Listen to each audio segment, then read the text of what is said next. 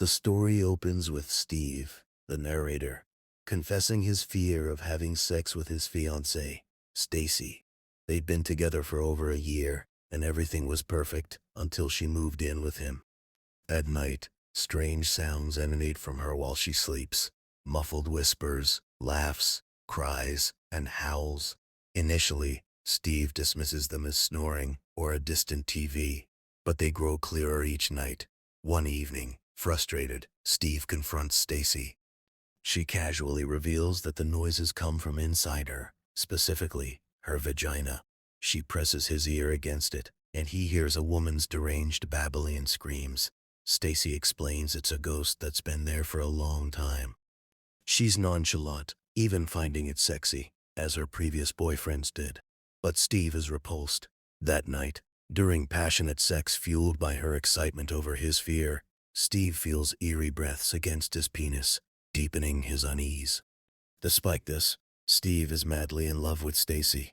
He describes their meeting, strangers on a city bus who fell asleep together, his head in her lap, her curly brown hair enveloping him like a blanket. Stacy, a tall Asian woman with tiny oval glasses, invited him home for more sleeping, which turned out to be literal snuggling in her massive fluffy bed. They introduced themselves the next morning, Steve and Stacy, and their bond grew infinitely strong. As weeks pass, the haunting persists. Steve suggests calling a priest, but Stacy laughs it off, saying it's no big deal and she kind of likes it. Their sex life suffers. Steve avoids intimacy, fearing the ghostly presence. One night, during an intense lovemaking session, Stacy's belly swells dramatically, as if she's suddenly 9 months pregnant, then even more. Steve panics but continues, caught in the moment. As Stacy orgasms, a skeletal creature emerges from her vagina, thrashing wildly. It attacks them, clawing at Stacy, knocking her down. Steve grabs a turtle-shaped lamp and smashes it over the skeleton's head, then uses a nightstand to crush it until it's a pile of bones and goo.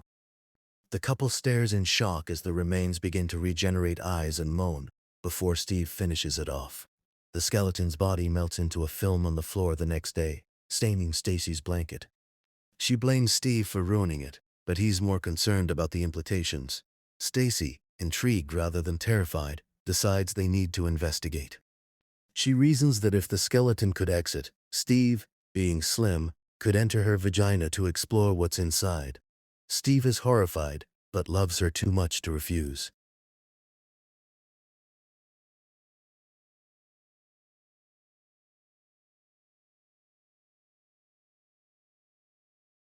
He prepares, stripping down, using lubricant, and tying a rope around his ankle for safety. With Stacy's encouragement, he crawls headfirst into her, navigating the tight, fleshy tunnel until he finds a small hole leading to another world. Inside, Steve emerges into a vast, eerie landscape, a foggy, hilly terrain with twisted trees, a cliffside drop, and a distant city of mismatched buildings. The air is humid, the ground spongy. He spots friendly skeletons dancing in the woods, chattering their teeth like marionettes. One watches him curiously as he crosses a squealing bridge. Steve explores briefly, taking photos with a digital camera, but feels disoriented. He tugs the rope to return, crawling back out into their bedroom. Exhausted and covered in fluids, he tells Stacy about the whole world inside her, or rather, a doorway to it. She's thrilled, proud of her unique anatomy. Their relationship strains further. Steve's friends notice his distraction, but he can't explain.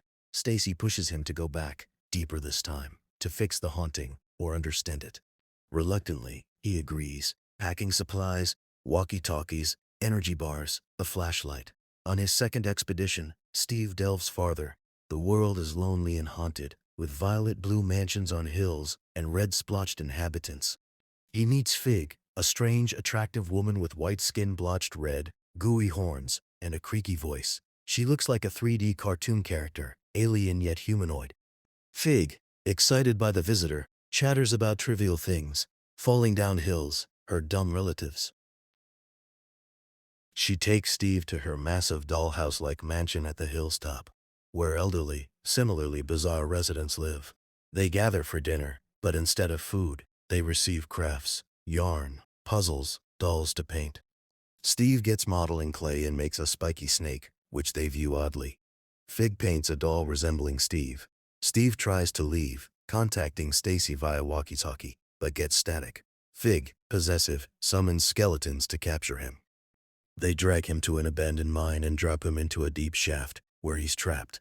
Fig taunts him from above, "You're not going anywhere." In the mine, days blur. Steve doesn't hunger or thirst, but his body changes. Skin turns white and red splotched, horns grow, features become cartoonish like Fig's.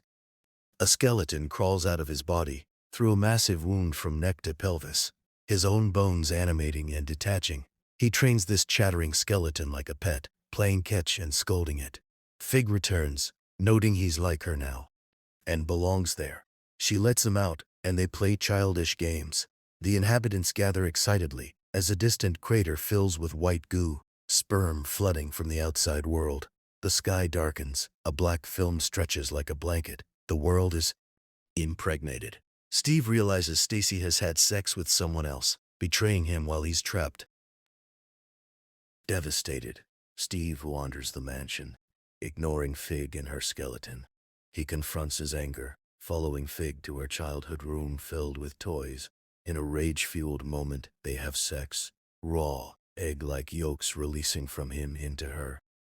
Steve wakes, reflecting on the world's nature. Perhaps it's a dimension linked to Stacy's body, born from her imagination or family history. Her mother died of cancer, maybe related to the cancer Fig mentions in decaying parts of the world. Time passes. Steve falls deeply in love with Fig. Her quirks, creaky voice, and cartoon eyes enchant him. They marry, moving into the mansion's south wing. Fig's pheromones act as aphrodisiacs, intensifying their bond. The inhabitants explain their biology. Each is a unique species, males transforming to match females for reproduction. Fig becomes pregnant, her belly ballooning. Steve tends to her by the fire, his skeleton purring like a cat at her feet. Digging through crates, he finds his old clay sculpture in the walkie-talkie, which now works. He contacts Stacy, who sounds distant. Steve reveals he's with Fig, Stacy's childhood imaginary friend, now real in this world, and that Fig is pregnant. Stacy admits Fig was her creation, and she's pregnant too. But their connection fades. Steve accepts his new life, embracing the weirdness. The story ends on a bittersweet note. Steve's infinite love for Stacy shifts to Fig, in this haunted realm between her legs. Themes of loves, work, jealousy, and the absurd intertwine, leaving readers pondering the boundaries of reality and intimacy. This retelling captures the novella's Cesaro style, grotesque yet heartfelt, without spoilers beyond the plot. If you'd like a Hindi version, or more specifics, let me know.